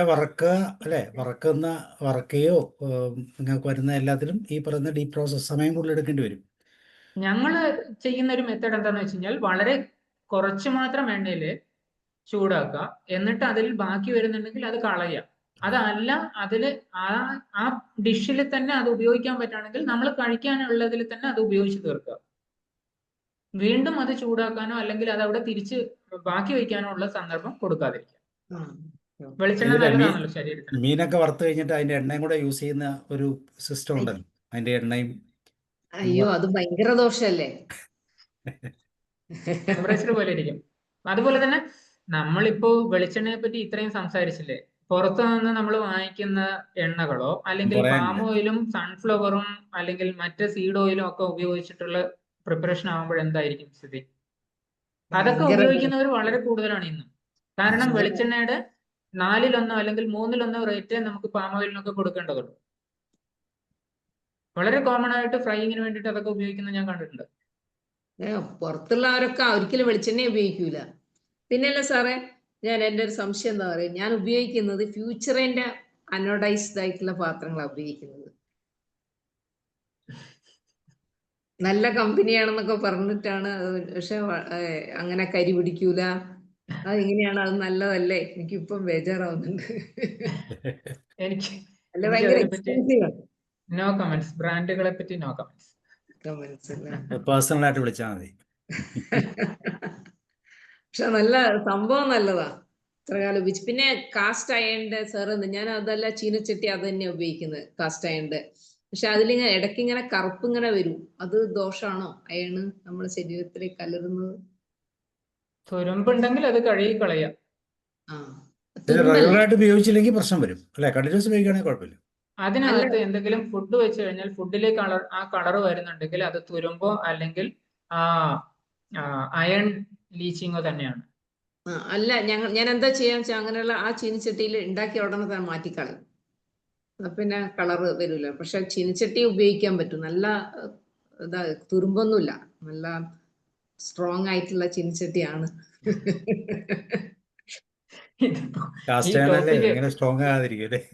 ഈ ടോപ്പിക്ക് എടുക്കുമ്പോഴ് അമർജ്യോതി മാം, ഈ ടോപ്പിക്ക് എടുക്കുന്ന സമയത്ത് എന്നോട് സിന്ധു, എന്റെ വൈഫ് പറഞ്ഞു, ഒരു വലിയ അല്ലെങ്കിൽ വലിയ പ്രശ്നങ്ങൾ ഉണ്ടാക്കുന്ന ഒരു ടോപ്പിക്കാണെന്ന്. കാരണം ഓരോരുത്തരും കഴിഞ്ഞ എത്രയോ വർഷങ്ങളായിട്ട് അവരവരുടെ അടുക്കളയിൽ ഫോളോ ചെയ്യുന്ന ഒരു രീതി ഉണ്ടാവും. ആ രീതിക്ക് എഗെയിൻസ്റ്റ് ആയിട്ട് നമുക്ക് ആ രീതി ഇത്രയും കാലം ഉപയോഗിച്ചിട്ടും എനിക്ക് ആരോഗ്യത്തിൽ വലിയ കുഴപ്പമൊന്നും വന്നിട്ടില്ലല്ലോ എന്ന് തോന്നാം. ആൻഡ് ഇറ്റ്സ് ട്രൂ, ശരിയായിരിക്കും. പക്ഷെ ഇതെന്താന്ന് വെച്ച് കഴിഞ്ഞാൽ, നമുക്കിപ്പം കോവിഡിന്റെ വൈറസ് വന്നിട്ടാണ് കോവിഡ് രോഗം പലർക്കും വന്നതെന്ന് കൃത്യമായിട്ട് അറിയുന്നതുകൊണ്ട് അവിടെ കൃത്യമായിട്ടുള്ളൊരു പോസിറ്റീവ് ഐറ്റം ഉണ്ട് അല്ലേ? അടുക്കളയില് ഞാൻ ഉദ്ദേശിക്കുന്നത് നമ്മൾ ചെയ്യുന്ന മെത്തേഡുകളിൽ ചെറിയ ചെറിയ ആരോഗ്യകരമായ മാറ്റങ്ങൾ വരുത്താൻ പറ്റുമെങ്കിൽ അത് ഉപയോഗിക്കുക എന്നുള്ളതാണ്. നാളെ തന്നെ പോയിട്ട് പാത്രങ്ങൾ മുഴുവനും മാറ്റണമെന്നോ റീവാമ്പിംഗ് ഉദ്ദേശിക്കുന്നത് അങ്ങനെയല്ല. അങ്ങനെയാണെങ്കിൽ നമ്മൾ പുതിയൊരു വീട്ടിലേക്ക് മാറേണ്ടി വരും. അപ്പൊ ഇല്ല സാറേ, അത് ഞാനിപ്പോ അങ്ങനെയാ, പുതിയ കാര്യങ്ങൾ പഠിച്ചാൽ I try my level best to put into practice. അതാണ് ഞാനും പ്രതീക്ഷിക്കുന്നത്. അങ്ങനെയാണെങ്കിൽ സ്റ്റെയിൻലെസ് സ്റ്റീൽസിന് കുറെ പാത്രങ്ങളുടെ വിലയൊക്കെ കാണിച്ചു തരാം അല്ലേ? ഓക്കെ, സ്നേഹിതമാ എന്താ പക്ഷെ പറയുക? തീർച്ചയായിട്ടും ഇത് കഴിഞ്ഞ ദിവസം ആൽക്കമിയുടെ നമ്മുടെ സെഷനില് 3 തരത്തിലുള്ള മയണൈസ് ഉണ്ടാക്കാൻ വേണ്ടിയിട്ട് കാണിച്ചു. അതിനകത്ത് നോൺ വെജ് ഇല്ല, അതിനകത്ത് എക്സ്ട്രാ ആയിട്ടുള്ള ഓയിൽ ആഡിങ് ഇല്ല, ആൻഡ് ഇറ്റ്സ് ടേസ്റ്റി. 3 കളറിലുള്ള 3 തരത്തിലുള്ള നാച്ചുറൽ ആയിട്ടുള്ള മയണൈസ്. അത് നാളേക്കും മറ്റന്നാളത്തേക്കും വെച്ചിട്ടോ അല്ലെങ്കിൽ അതിനകത്ത് ബാക്ടീരിയയുടെ വരവോ ഒന്നും നമ്മൾ ചിന്തിക്കേണ്ടതില്ല. കാരണം എഗ് എന്ന് പറയുന്ന കണ്ടന്റ് അതിനകത്തില്ല. സോ ഞാൻ പറയുന്നത് എന്താണെന്ന് വെച്ച് കഴിഞ്ഞാൽ ചെറിയ ചെറിയ മീൻസ് കുക്കിംഗ് ഹെൽത്തി ആയിട്ട് ചെയ്യണം എന്ന് താല്പര്യം ഉണ്ടെങ്കിൽ ആൽക്കമി ആയിട്ടുള്ള സെഷനായിട്ട് നിങ്ങൾ കണക്ട് ആവുക. പലപ്പോഴായിട്ട് അത്തരം സെഷനുകൾ ഉണ്ടാവാറുണ്ട്. മിക്കവാറും എല്ലാ മാസത്തിലും ഒരു സെഷനെങ്കിലും. റെസിപ്പി ബുക്ക് ഉണ്ട്, അതൊക്കെ വീഫോ വെൽനസിൽ ഞാൻ ഇട്ടിട്ടും ഉണ്ടെന്നാണ് എനിക്ക് തോന്നുന്നത്. അതിന്റെ ലിങ്ക് ഒന്ന് അയച്ചു തരണം. ശരി, സാറിന്റെ നമ്പർ നോട്ട് ചെയ്താൽ മതി. ശ്രീഹരിതമ്മ എന്താ പറയും? തവിടെണ്ണ അത് സെഷൻ എണ്ണയെ പറ്റിയല്ല, തവിടെണ്ണ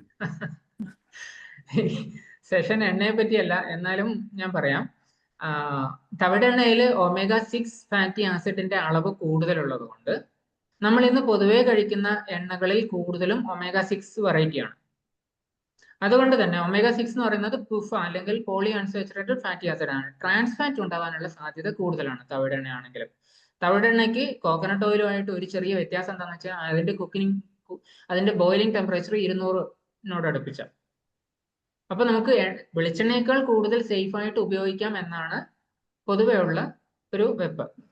അതിലുള്ള ഒരു പ്രശ്നം എന്താണെന്ന് വെച്ച് കഴിഞ്ഞാൽ അത് ഓൾറെഡി റിഫൈനിങ് പ്രോസസ്സ് കഴിഞ്ഞിട്ടാണ് നമ്മുടെ കയ്യിലെത്തുന്നത്, പ്യൂർ തവിടെണ്ണ ആയിട്ടല്ല. രണ്ടാമത്തെ ഒരു പ്രശ്നം എന്താണെന്ന് വെച്ച് കഴിഞ്ഞാൽ അതിനകത്ത് omega-6 വെളിച്ചെണ്ണയേക്കാൾ എത്രയോ കൂടുതലാണ്.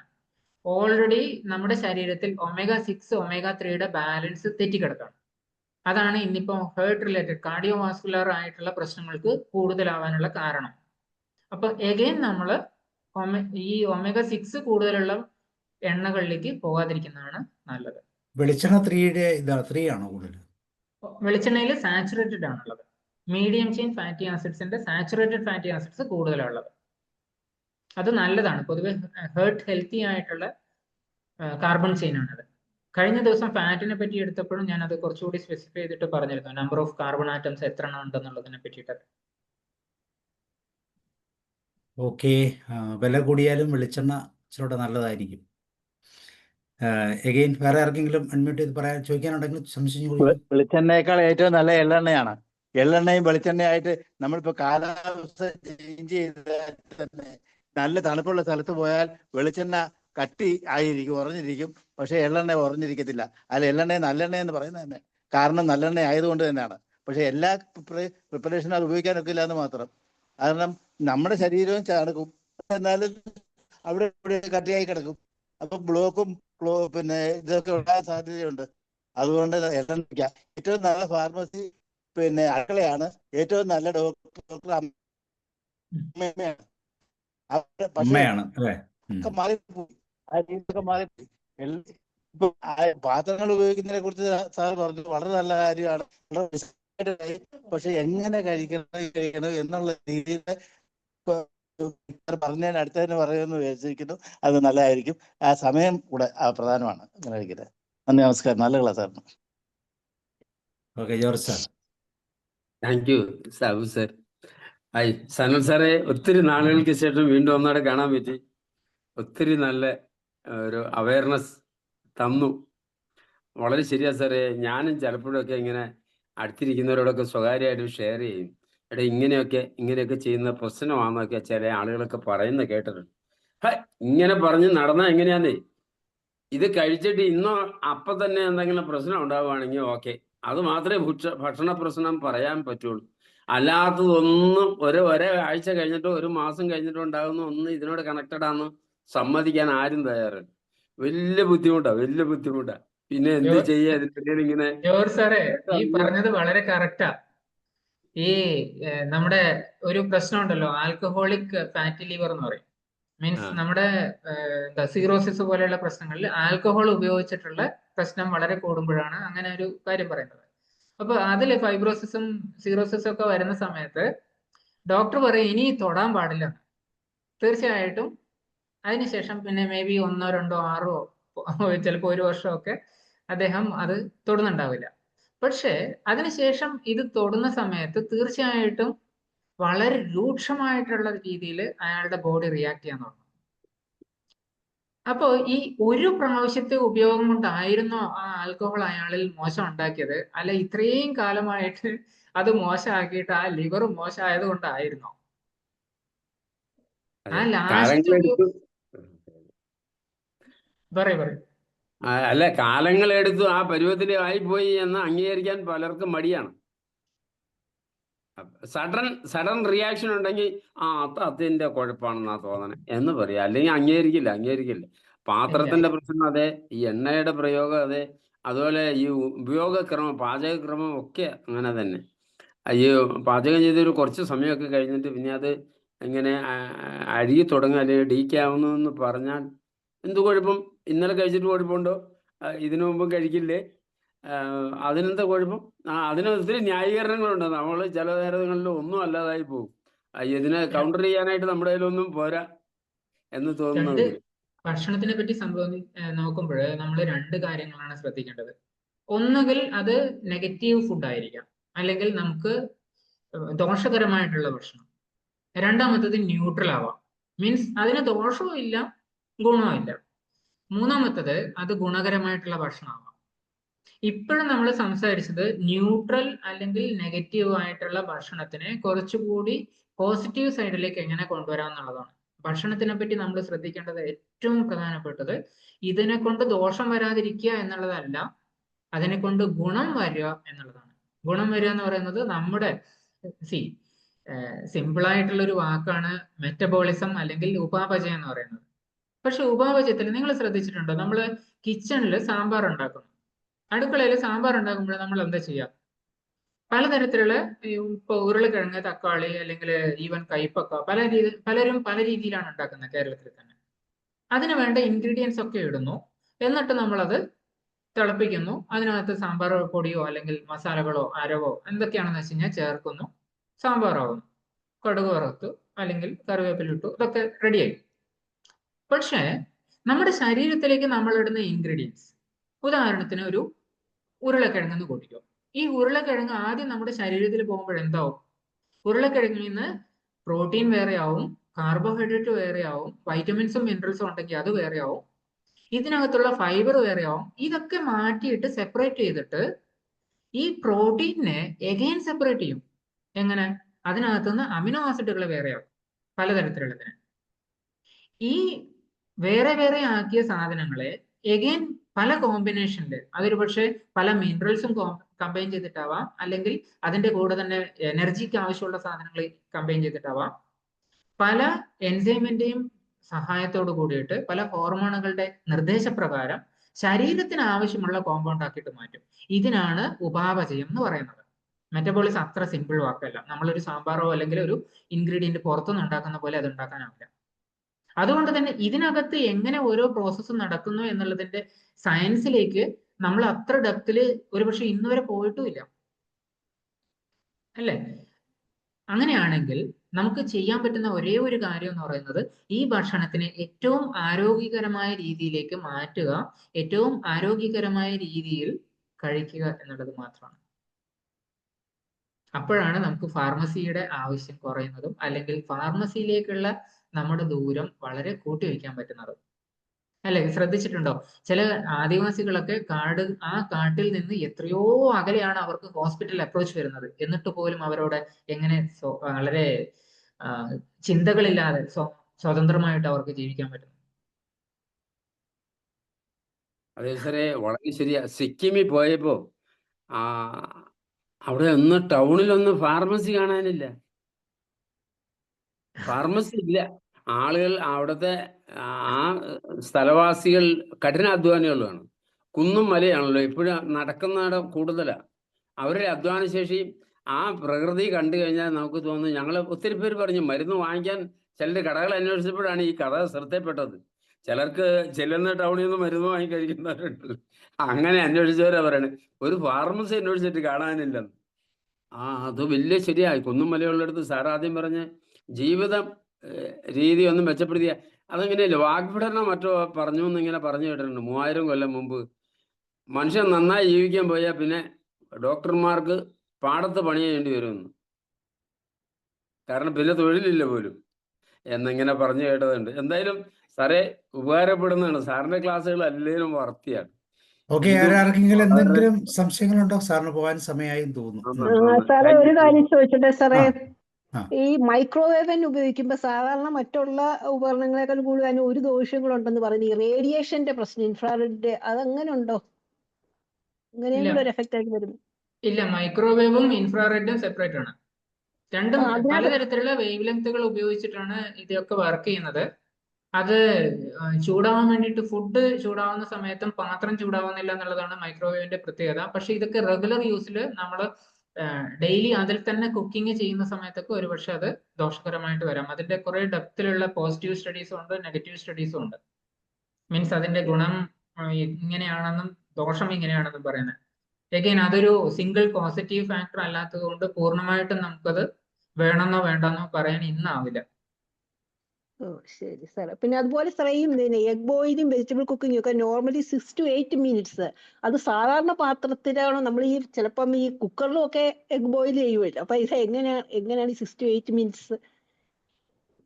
6 to 8 minutes കുക്കറിലാണ് ചെയ്യുന്നതെങ്കിൽ വളരെ എളുപ്പമാണ്. 6 മിനിറ്റ് കഴിഞ്ഞിട്ട് കുക്കർ അടച്ചു വെച്ചാൽ മതി. അത് ആ ചൂടിലിരുന്ന് വെന്തോളും. അപ്പം നമ്മൾ ഏത് പാത്രത്തിലായാലും 6 to 8 minutes, അത് ഏത് ഉപയോഗിക്കുന്നെങ്കിലും അടച്ചു വെച്ചിട്ടുള്ള കുക്കിങ്ങിന്, അടച്ചു വെച്ചിട്ടുള്ള കുക്കിങ്ങിന്. ഓക്കെ. തുറന്നു വെച്ച് കഴിഞ്ഞാൽ അതിനകത്ത് പ്രഷറോ അല്ലെങ്കിൽ ടെമ്പറേച്ചറിന്റെ വേരിയേഷനോ കിട്ടില്ല, വേണ്ടത്ര ഉണ്ടാവില്ല. അതുകൊണ്ട് തന്നെ അതൊരു പക്ഷെ മതിയാവില്ല. ഓവർ കുക്കായ ഒരു മുട്ടയൊക്കെ കണ്ടു കഴിഞ്ഞാൽ നമുക്ക് അറിയാൻ പറ്റും. ഓവർ കുക്കായ വെജിറ്റബിൾ കണ്ടു കഴിഞ്ഞാൽ അറിയാൻ പറ്റും. ഈവൻ അതിന്റെ ടേസ്റ്റിലും ടെക്സ്ചറിലും വ്യത്യാസം വരും. ഓക്കെ. ഓവർ കുക്ക് ആവുമ്പോഴാണോ ഈ തോട് പൊളിയാതൊക്കെ വരുന്ന ഒരു സിറ്റുവേഷൻ വരുന്നത്? അത് മുട്ടയുടെ ക്വാളിറ്റിയുടെ. ഓക്കെ, ശരി സാർ. പിന്നെ അതുപോലെ ഈ കാസ്റ്റേൺ നമ്മൾ ഉപയോഗിക്കാൻ ഇടയ്ക്ക് തുടങ്ങി. എല്ലാവരും ഈ കോപ്പർ അലൂമിനിയം ഒക്കെ മാരകമായിട്ടുള്ള വിഷമാണ്, കാസ്റ്റേൺ ഉപയോഗിക്കുമ്പോൾ അയൺ കണ്ടന്റ് നമുക്ക് കിട്ടും എന്നൊക്കെ പറഞ്ഞുകൊണ്ട് ഇടയ്ക്ക് ഇത് ഉപയോഗിക്കാൻ തുടങ്ങി. അപ്പൊ അങ്ങനെ ഒരു ഗുണം ഉണ്ടോ ഈ കാസ്റ്റേണിന്? ആക്ച്വൽ അയൺ കണ്ടന്റ് നമുക്ക് കിട്ടിയാലും അയൺ നമ്മുടെ ശരീരത്തിൽ പല രീതിയിലുള്ള ഹീമോഗ്ലോബിൻ എന്ന് പറയുന്നതാണ് പൊതുവെ നമ്മൾ എല്ലാവരും പറയുന്നെങ്കിലും അങ്ങനെ മാത്രമല്ല. അതിനകത്ത് ട്രാൻസ്ഫെറിൻ, ഫെറിറ്റിൻ, അതുപോലെ തന്നെ അതിന്റെ റേഷ്യോ എന്നൊക്കെ പറഞ്ഞിട്ട് കുറെ കാര്യങ്ങളുണ്ട്. അപ്പൊ ഇതൊക്കെ റെഗുലർ ആയിട്ട് നമ്മുടെ ഹീമോഗ്ലോബിൻ മാച്ച് ചെയ്യുന്നുണ്ടെങ്കിൽ മാത്രമേ നമ്മുടെ RBCയെ അത് സപ്പോർട്ട് ചെയ്യുന്നുള്ളൂ. അല്ലെങ്കിൽ നമ്മുടെ ശ്വാസകോശം, കാർഡിയോവാസ്കുലർ സിസ്റ്റവും സപ്പോർട്ട് ചെയ്യുന്നു. അപ്പൊ 100% അതിലേക്ക് പോവേണ്ടതില്ല. വരുമ്പോ എന്തായാലും നമ്മുടെ ശരീരം അക്സെപ്റ്റ് ചെയ്യാറില്ല. അപ്പൊ അല്ല, അലുമിനിയം ഒക്കെ വളരെ മോശമാണെന്നുള്ള രീതിയിൽ കാസ്റ്റേൺ വന്നത് തന്നെ. പിന്നെ അതുപോലെ നമ്മൾ ഇതെല്ലാം ഉപയോഗിക്കുന്നത്, എണ്ണയാണെങ്കിൽ പാത്രം, കുക്കിംഗ് മെത്തേഡ്സ് എല്ലാം ഇതിപ്പോ ഇതെല്ലാം ശരിക്കും ഒരു സ്ലോ പോയിസൺ എഫക്റ്റ് ആണ്. ഇതിന്റെ ഒക്കെ എഫക്ട് ഏതിന്റെ ആണെന്നുള്ളത് നമുക്ക് മനസ്സിലാക്കാൻ പറ്റത്തില്ല. കാരണം ഇതെല്ലാം ഇന്നും ഉപയോഗിക്കുന്നതാണല്ലോ. കാലക്രമമായതുകൊണ്ട് ഇത് ഏതാണ് എഫക്ട് ചെയ്യുന്നതെന്നൊന്നും നമുക്ക് അറിയാൻ പറ്റുന്നില്ല. അതാണ്. എന്തായാലും നല്ല ക്ലാസ് ആയിരുന്നു സാർ. നല്ല നോളജ് കിട്ടി. നമ്മളൊക്കെ അടുക്കളയിൽ നിൽക്കുന്നവരാണെങ്കിൽ പോലും പുതിയ പുതിയ അറിവുകൾ ഇങ്ങനെ കിട്ടിക്കൊണ്ടേ ഇരിക്കുകയാണ്. Thank you sir. Thank you so much sir. Okay, അപ്പോൾ നമുക്ക് വൈൻഡപ്പ് ചെയ്യാം. സാറിന് പോകാൻ സമയമായി. So thank you Sanal sir. Once again thank you very much and see you and good night. Thank you sir. Good night. നാളെ നമുക്ക് തിരുക്കുറളാണ്. അതിന്റെ പുതിയൊരു അധ്യായത്തിലേക്ക് കാണാം. Okay, see you and good night. Bye. Thank you sir. George സാറേ എന്നാ